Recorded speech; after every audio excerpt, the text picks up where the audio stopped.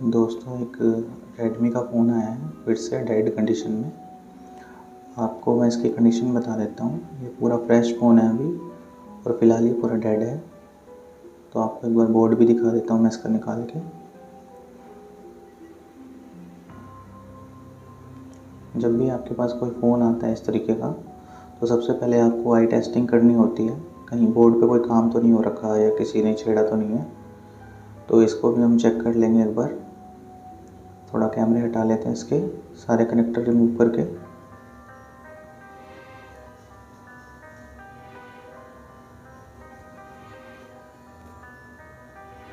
मैं आपको इस वीडियो में बताऊंगा कैसे आपको फ़ोन को डायग्नोस करना है और कैसे उसको रिपेयर करना है। तो सबसे पहले तो फ़ोन के कैमरे रिमूव कर लेंगे ताकि किसी भी तरह से कैमरे डैमेज ना हो। कैमरे रिमूव हो चुके हैं हमारे। अब हम फ़ोन के मदरबोर्ड को निकालेंगे बाहर। मदरबोर्ड को निकालने के लिए भी आपको कोई सही टूल का यूज़ करना पड़ेगा या ब्लेड का यूज़ कर सकते हो, वरना मदरबोर्ड डैमेज भी हो सकता है आपका। और एंटीना की वायर आप सेफली रिमूव कर लीजिए और बोर्ड को आराम से उठा लीजिए। और अब देख सकते हो आप, बोर्ड हमारा बिल्कुल फ्रेश है। अब मैं आपको इस बोर्ड की कंडीशन दिखाता हूँ, ये चलता है या नहीं चलता है पहले, फिर हम इस पे काम भी करेंगे। तो इस तरीके के बहुत सारे फ़ोन हमारे पास आते हैं जो कि हम सीधा आईसी पे काम करना शुरू कर देते हैं और वो फ़ोन डेड हो जाते हैं। तो सबसे पहले आपको टेस्टिंग करनी होती है। बेसिक टेस्टिंग क्या होती है मैं आपको समझा देता हूँ। सबसे पहले आपको देखना है कि आपकी बैटरी में करंट कितना है। अगर बैटरी लो है तो उसे चार्ज करके फिर चेक करना है फ़ोन को। बैटरी हमारी फ़िलहाल चार्ज है, लगभग 3.67 तक इसका वोल्टेज दिखा रहा था।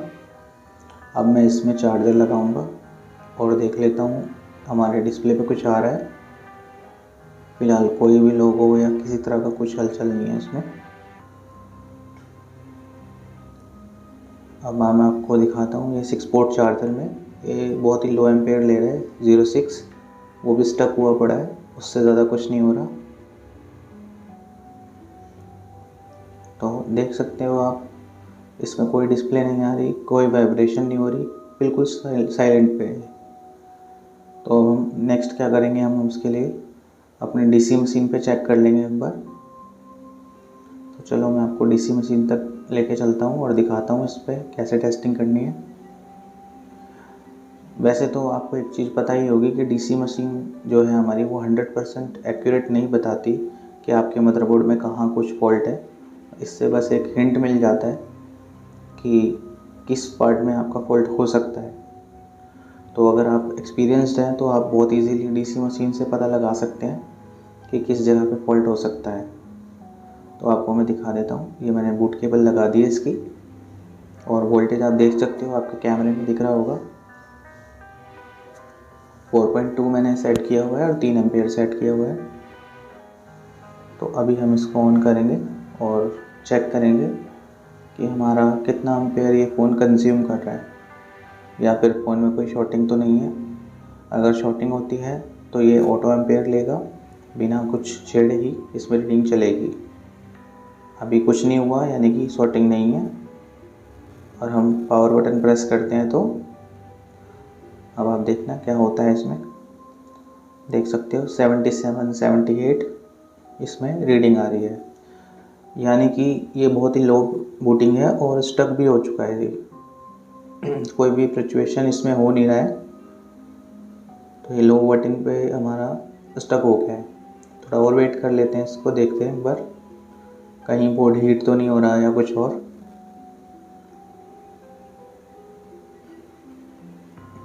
देखिए आपके सामने लाइव हो रहा है।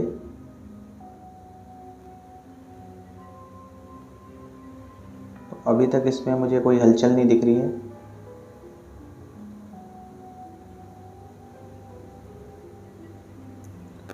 तो हमने बोर्ड को निकाल लिया है बाहर और आपके सामने मैंने टेस्टिंग कर ली थी।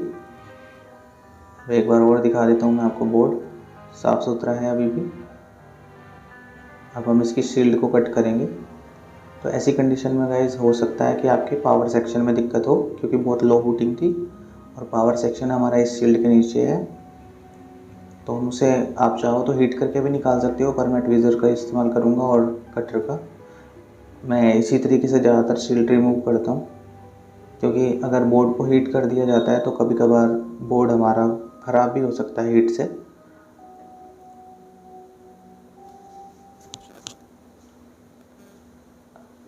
अब आप देखिए मैं किस तरीके से इसकी शील्ड कटिंग कर रहा हूँ। फ़िलहाल मैं कटर का यूज़ कर रहा हूँ और चिमटी का। तो अगर आप इस तरीके से शील्ड रिमूव करना चाहते हैं तो आपके पास अच्छा कटर होना बहुत ज़रूरी है, जिसकी शार्पनेस हो अच्छी। ख़राब कटर का यूज़ बिल्कुल ना करें। और शील्ड कटिंग करने के लिए एक नया कटर ही यूज़ करें ज़्यादातर, जिसकी धार वगैरह ठीक हो। और उसके बाद पूरी शील्ड को कभी भी ना उठाएं, धीरे धीरे इसको उठाएं और जहाँ भी आपको लगता है कंपोनेंट हो सकते हैं उनको बचा के इसकी शील्ड को उठाएं। ये देखिए मैंने किस तरीके से पहले कटिंग करी है, उसके बाद चिमटी से उसको धीरे धीरे उठाया। इस तरीके से आप कोई भी छोटी बड़ी शील्ड को रिमूव कर सकते हैं और अपने फ़ोन को डेड होने से बचा सकते हैं। वरना कई बार क्या होता है कि शील्ड उठाने में ही आपके जो प्रिंट है या कंपोनेंट है वो ख़राब हो जाते हैं या रिमूव हो जाते हैं, तो फिर वो आपको ढूंढने पड़ेंगे, सेम मिलते भी नहीं हैं। तो इस तरीके से काम करना है कि आपका कोई और चीज़ डैमेज ना हो। आप टाइम ले लीजिए जितना हो सके, पर इसको तसल्ली से कीजिए। जल्दबाजी में कभी भी कोई शील्ड रिमूव नहीं करनी है और ना ही कटर को चलाते वक्त किसी और चीज़ पे दबाव आना चाहिए। जैसा कि आप वीडियो में देख रहे हो, मैं बहुत ही सावधानी से हिला करके भी इसको रिमूव करने की कोशिश कर रहा हूँ। जितना हो सके आप हाथ का इस्तेमाल ही कीजिए इस शील्ड को निकालने के लिए। कटर का इस्तेमाल वहाँ कीजिए जहाँ आपको ज़रूरत लगती है, वरना हाथ से ही उसको धीरे धीरे रिमूव करिए। इस तरीके से आप करेंगे तो आपका बोर्ड भी सेफ रहेगा और आपका कोई भी काम ख़राब नहीं होगा। ये बहुत ही अच्छी टेक्निक मुझे लगती है। देखिए पूरी शील्ड बहुत प्यार से निकल गई है।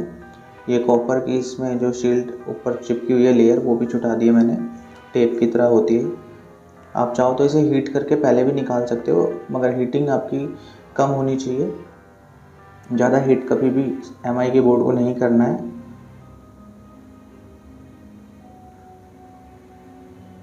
अब आपके सामने मैं दिखा रहा हूँ कैसे इसको ठीक करेंगे। तो मैंने आपको बताया था कि लो बूटिंग होती है तो पावर सेक्शन में दिक्कत हो सकती है या पावर आईसी में दिक्कत हो सकती है। तो सबसे पहले आपको करना क्या होता है, आपको इस पावर आईसी को क्लीन वगैरह करके देखना है।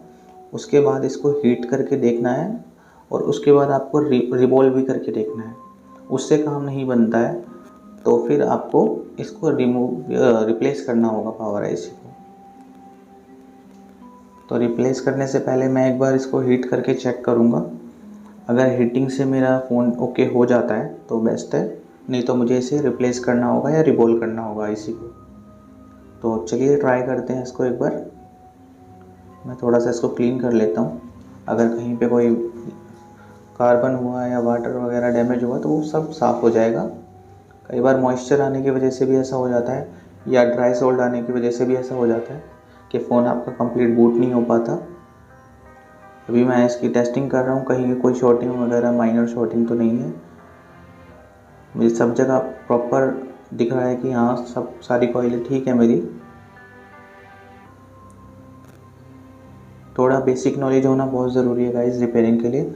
बाकी आप कोई भी फ़ोन रिपेयर कर सकते हैं, चाहे आपके पास बोर्नियो स्कीमेटिक हो ना हो, तब भी आप रिपेयर कर सकते हैं।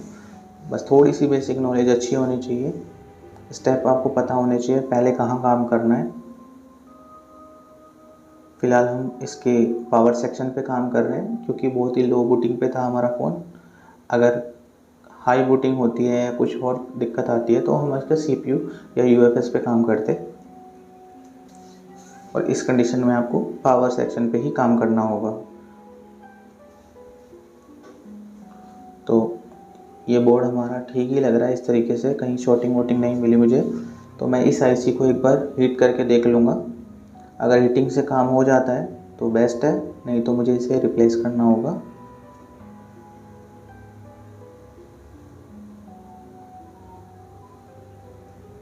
तो चलिए ट्राई करते हैं इसको हीट करने के लिए। तो हीट करने से पहले इस पर हल्का सा पेस्ट लगा लेंगे। और ये जो आईसी लगी हुई है इसमें आप देख ही सकते हो, बिल्कुल साफ़ सुथरी फ्रेश आईसी लगी हुई है, इसमें कोई छेड़खानी नहीं हुई है आज तक।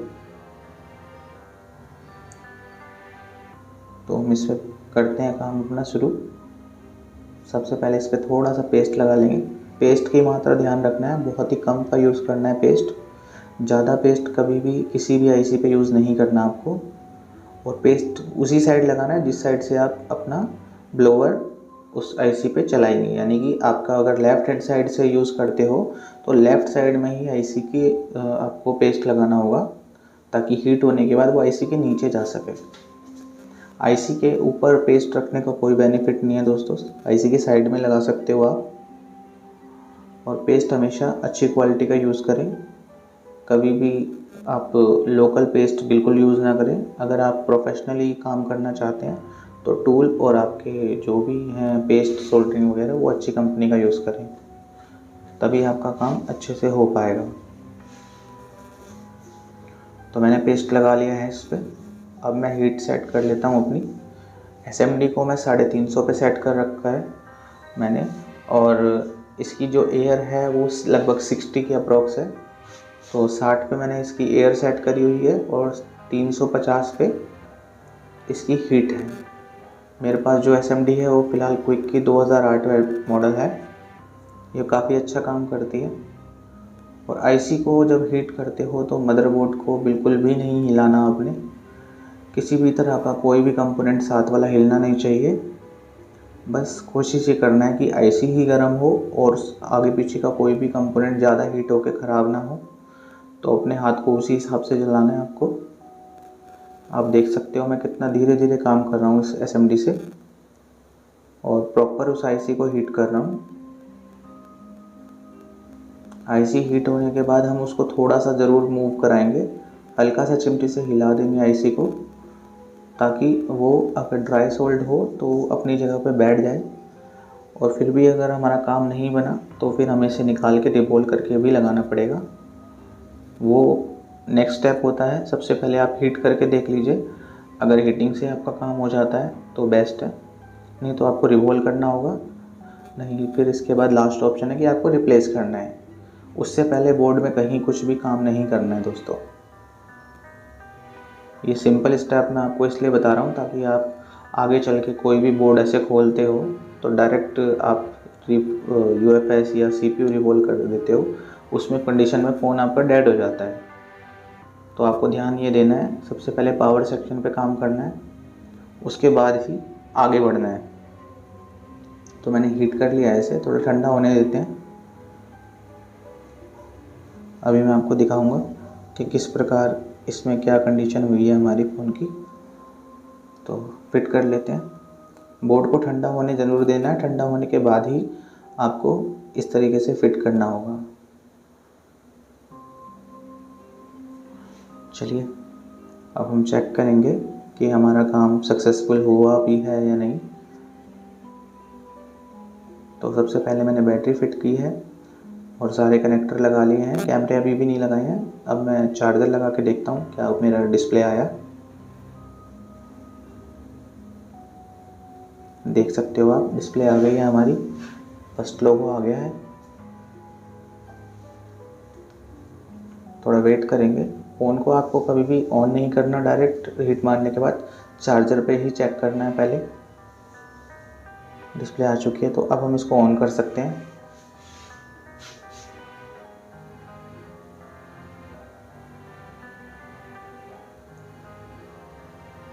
बोर्ड को एक बार दबाना पड़ेगा नीचे क्योंकि वो कनेक्ट नहीं हो रहा है। तो चार्जर निकाल के इस बोर्ड को ठीक से फिट कर लेते हैं।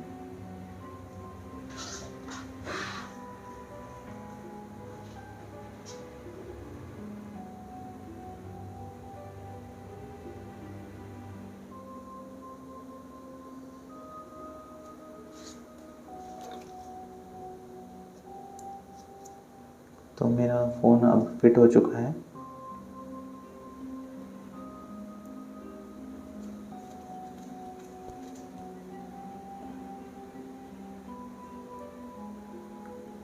मैंने साथ के साथ कैमरे भी इसके फिट कर ही दिए हैं गाइस, ताकि जब चेक करूं तो मैं पूरा फ़ोन चेक कर पाऊँ, कैमरे वगैरह सारी चीज़ें।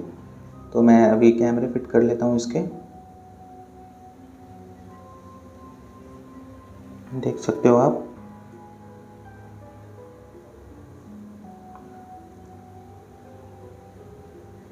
इस तरीके से आप कोई भी फ़ोन अपना रिपेयर करके देख सकते हो। बहुत ही आसान तरीका है गाइस ये वाला। अगर आपको फिर भी दिक्कत आती है किसी तरह से रिपेयरिंग के दौरान, तो आप चाहो तो मुझे इंस्टाग्राम पर मैसेज करके भी पता कर सकते हो। वहाँ से आपको मेरा व्हाट्सएप नंबर भी मिल जाएगा। अगर आपको कोई भी जानकारी चाहिए किसी भी मदरबोर्ड से रिलेटेड, तो मैं आपकी पूरी हेल्प करूँगा। आप चाहो तो मुझे इंस्टाग्राम पर या फिर फेसबुक पे भी मैसेज कर सकते हो।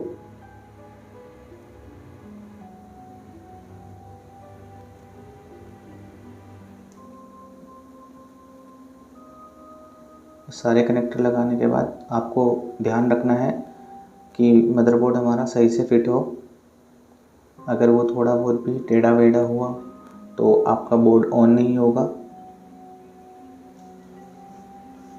और सारे कनेक्टर मैंने लगा लिए हैं, ये एंटीना भी लगा लिया है। अब वापस से हम ऑन करने की कोशिश करते हैं अपने फ़ोन को।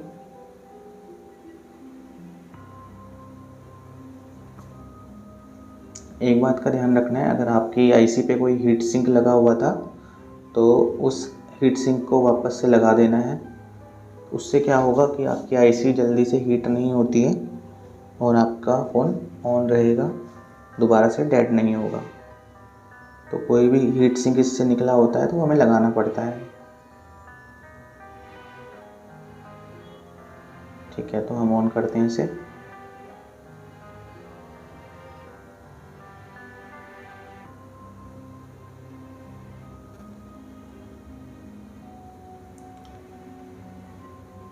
देख सकते हो फर्स्ट लोगो कंप्लीट हो चुका है।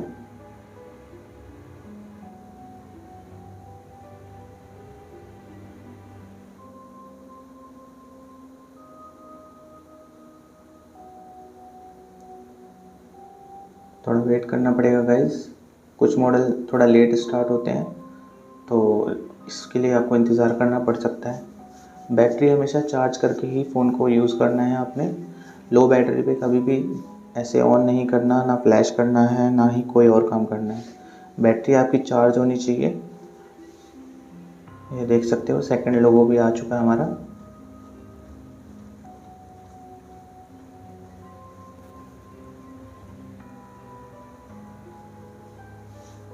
ये देखिए गाइस, मेरा फ़ोन कम्प्लीटली ऑन हो चुका है। टच वगैरह प्रॉपर काम कर रही है नहीं, देखो टच भी काम कर रही है, पूरी डिस्प्ले ऑन है, सब कुछ प्रॉपर काम कर रहा है इस फ़ोन में। फ़िलहाल मेरे पास पैटर्न मुझे इसका पता नहीं है तो मैं कैमरे यूज़ नहीं कर पाऊँगा। तो हम इसको चेक कर लेते हैं दोबारा से। बैटरी निकल गई थी।